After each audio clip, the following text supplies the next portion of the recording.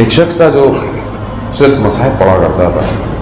اس کے گھر میں یہ گیس کا جو سلنڈر ہوتا ہے اس میں آگ لگ گئی. اس نے اس سے بولا کہ گھر والوں کو نقصان ہو کچھ ہو. اس کو اٹھایا اور پچھلے دروازے سے باہر بھاگا. پچھلا دروازہ بند تھا, سلنڈر پھٹ گیا. خود کھڑکی سے باہر آیا اڑ کر. گھر میں آگ, گھر والے پریشان اور رو رہے ہیں کہ مر گیا. اب یہ چھت پر پہنچ چکا تھا دھماکے سے, پورا بدن جل چکا تھا, بدن پہ کوئی کپڑا نہیں تھا, ہاتھ کٹے ہوئے. اب یہ کہہ بھی نہیں پا رہا نیچے کہ میں یہاں ہوں. جب اس کے کٹے ہوئے ہاتھ سے خون نیچے گرنا شروع ہوا تو متوجہ ہوئے کہ یہ اوپر ہے. اس کو ہاسپٹل لے گئے جس ایریے کا. ہاسپٹل والوں نے انکار کر دیا کہ یہ 80% تو جل چکا ہے, یہ ابھی تھوڑی دیر زندہ رہے گا, مر جائے گا. انہوں نے کہا نہیں کچھ تو کرو. اس کے بھائی نے بڑی ہمت کر کے اس کو کم از کم بینڈیج تو کرو, پٹیاں تو لگاؤ. پٹیاں لگا کر اس کو وہ بڑے شہر لے آئے.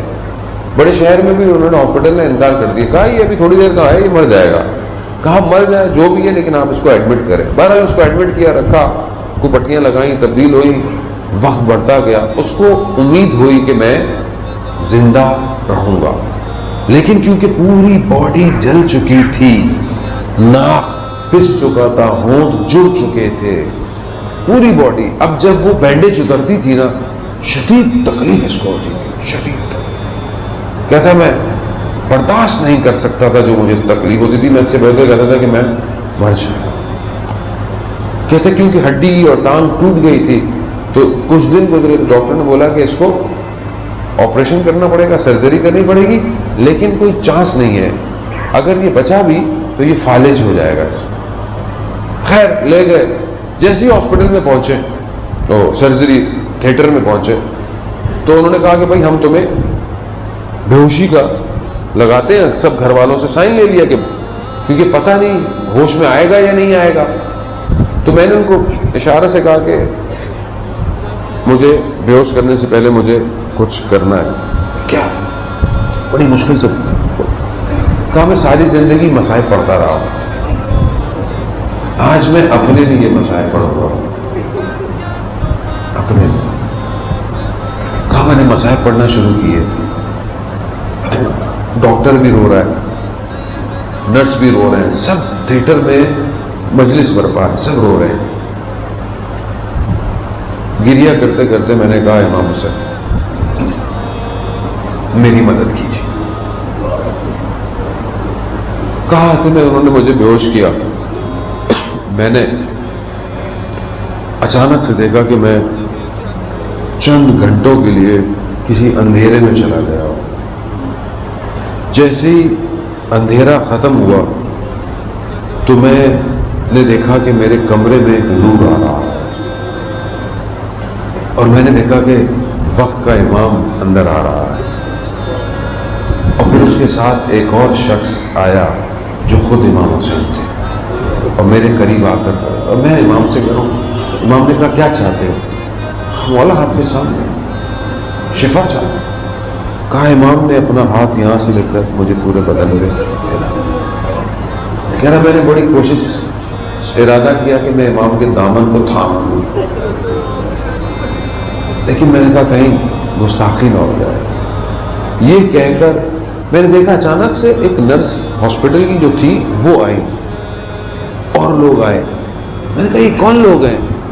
کہا یہ رشتہ دار ہیں, یہ اہل بیت ہیں, یہ سادات آ رہی ہے تمہیں دیکھنے کے لیے. کہا مگر یہ جو ڈاکٹر جو ہے یہ تو سید نہیں ہے, یہ جو نرس ہے. کہا نہیں یہ سید ہے. کہہ رہا میں کیونکہ ایک دوسری حالت میں ہوں, میرے اطراف میں میرا پورا گھر جمع ہے, ہاسپٹل کا سٹاف جمع ہے, اور میں بول رہا ہوں کہ اچھا یہ سید ہیں, یہ سید ہیں, یہ سید ہیں. یہ لوگ سب میری باتیں سن رہے ہیں, اور سننے میں اس نرس نے بتایا کہ میں سید نہ اور نہ سید ہونے پہ مجھے شک تھا, لیکن اب مجھے یقین ہو گیا ہے کہ میں سید ہوں. اور جب میں ہوش میں آیا تو میں نے دیکھا میرا بھائی کھڑا ہوا. تو پوچھا بھائی کیا باتیں کر رہے تھے؟ تو میں نے چھپانے کی کوشش کی, مگر انہوں نے مجھے سب بتا دیا, کیونکہ میں جو گفتگو کر رہا تھا اس کی، تو میں نے پھر سب کو سچ بتایا.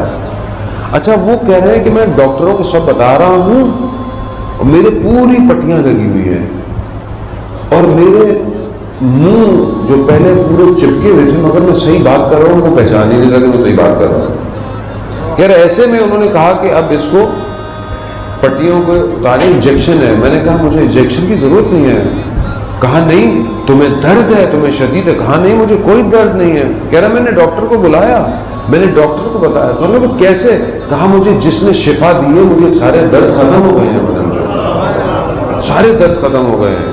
کہا تمہاری بینڈیج ہوگی؟ کہا لیکن مجھے تھا کہ آرام سے اتارے. کہا میرے پورے بدن کی پٹیوں کو اتارا، میں صحیح سالم تھا. پورے ہاسپٹل میں شور مچ گیا کہ یہ کیا ہو گیا ہے. یہ ہے حسین.